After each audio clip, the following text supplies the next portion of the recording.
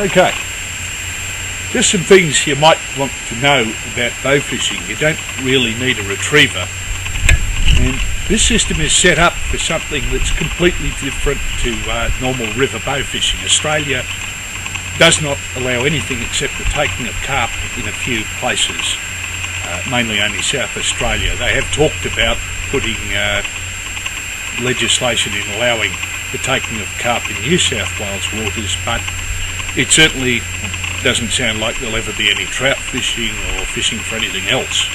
Barramundi, for example, in Queensland, will ever be done by using a boat. Now that's when you can have material line like the one I've got down there that you can't see, and that's the reason for the swap to this, which is called Hercules Java, Hercules braid, Java Squawker Hercules braid. It's a plastic line a little bit like monofilament, and it doesn't crinkle and it doesn't buckle up in being pulled in tension anywhere near as much as a monofilament. And that's what you need, because what you'll be about to do is wind this back onto the reel each time, and you don't want that catching, because you don't want to have any help from that safety slide there other than what it does normally, which is just hold the line to the arrow. As you'll notice, a bow fishing arrow has no fletch. Some of them do, but they don't really need it. This will fire with this bow, which is an Atunga Stalker, set at 65 pound and 30-inch draw. The PSE down here, it's quite new. It was set at 27 or 26-inch draw for me, and it does seem to sit in front of my eye when I draw the bowstring back.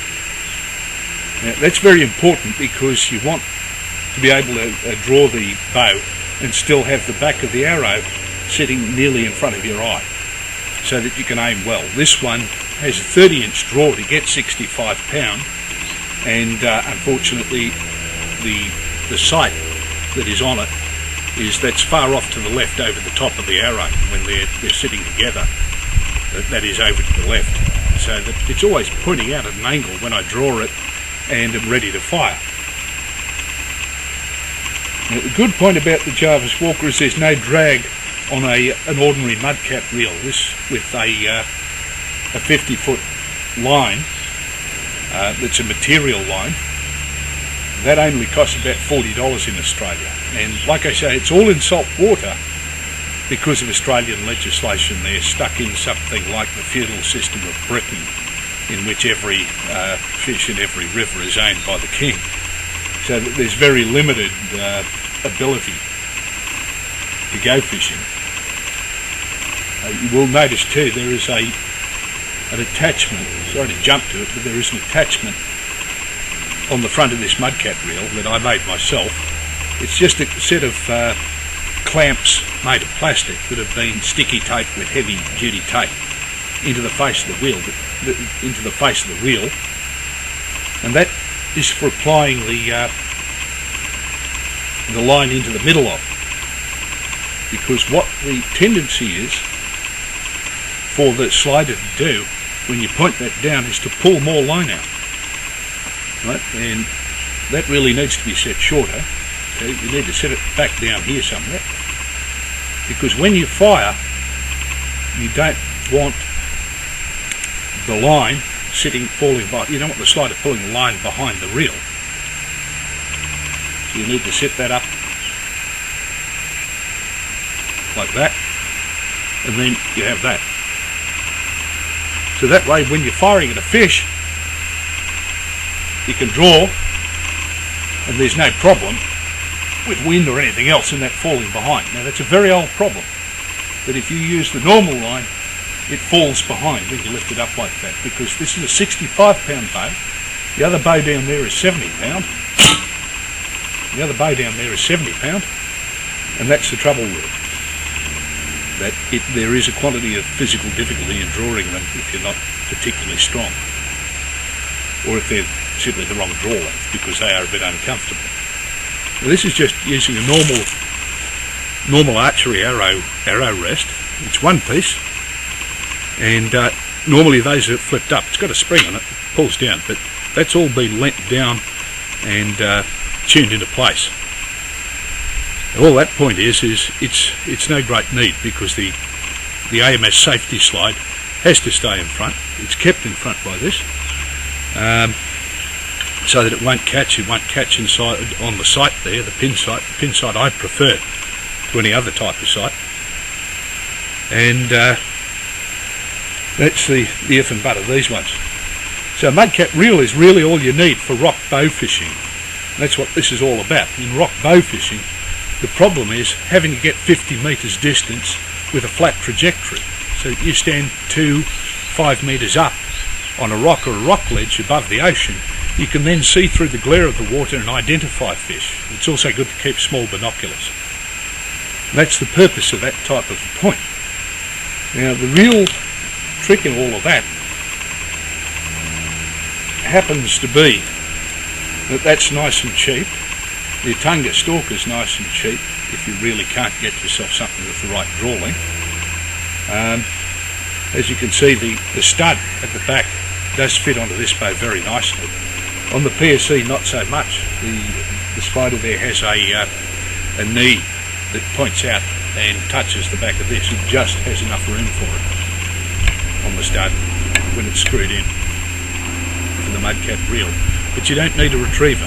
That means that you can get yourself things like longhorn warhead arrows that are for soft fish, and that will allow you to not lose fish, and you don't need to go to all of the expense. But you must have at least 65 pound.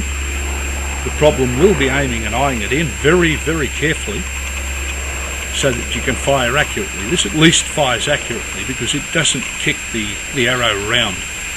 If your rest is sitting at any form of angle and the knock point is sitting at any bad angle in height, then you will have an inaccurate arrow shot every time. So this is tuned perfectly. This can be judged perfectly every time. I fired a test shot out at Culcliff in New South Wales on the south coast, about 50 metres to a floating bottle, and it was only about a metre from it. So it's in beautiful line to it too. Now there's no real shots go that far, but it's after things like 70, 50, 60, 70 at 1 metre fish, and the carp point isn't really sufficient. You need soft fish arrows. Those unfortunately I don't have at this point. Just to show you the point again. This one here is not actually set up at this point. I've only got that today. This is the PSC Spider, and it's simply got the reel sitting on it to see how it will do. I had to take the holder rings for the arrow off the back of the reel. That's because the knee here hits the back, but there is enough stud there into the riser hole, into the stabilizer hole. So it won't strip the thread. There is at least enough there.